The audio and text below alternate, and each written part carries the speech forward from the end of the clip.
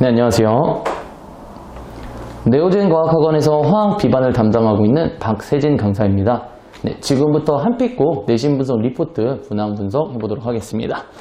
네, 그래서 올해 한빛고 같은 시험을 보니까 난이도 자체는 상당히 무난했습니다. 그래서 시험은 조금 쉬운 편에 속했고요. 일단은 문항수를 보니까 대부분은 이제 기출문제에서 따와서 변형을 한 문제들이 대다수였다 이렇게 말씀드릴 수 있습니다. 다만 문제들을 조금 보니까 올해 수능 특강 쪽에서 문제를 좀 가져오신 경우도 좀 계세요. 그렇기 때문에 한빛고 학생들 같은 경우에는 약간 시험 대비를 할 때 올해 수능 특강들을 같이 참고하시면서 대비를 하면 조금 더 무난한 시험 대비가 되지 않았을까라고 좀 말씀드리고 싶습니다. 제가 추가적으로 말씀드리고 싶은 거는 기출문제에 대비하는 습관에 대해서 좀 말씀을 드리려고 해요. 그래서 기출문제 같은 경우에는 물론 이제 많이 푸는 것도 당연히 중요합니다만 한 문제 한 문제를 푸는 데 있어서 조금 더 정성스럽게 푸는 것을 좀 추천을 드립니다.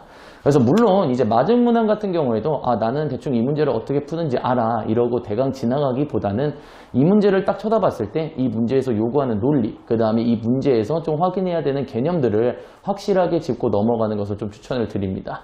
그래서 맞은 문제라고 할지라도 좀 완전히 풀이가 적혀있는 상태가 아닌 백지 상태에서 다시 한 번 더, 두 번 정도는 풀어보는 것을 좀 추천을 드리고요. 당연한 거지만 틀린 문항 같은 경우에는 학생들이 좀 등한시하는 경우가 있어요. 자기가 틀렸었기 때문에 좀 풀기가 싫다 약간 이렇게 느껴질 수가 있지만 물론 틀린 문제들도 옆에다가 풀이를 적어놓고 이거는 풀이를 봐서 문제를 풀어주는 것이 아니라 완전히 새거 백지 상태에서 다시 한 번 더 문제를 두 번, 세 번 풀어서 완전히 자기 것으로 체화하는 것을 좀 추천을 드립니다.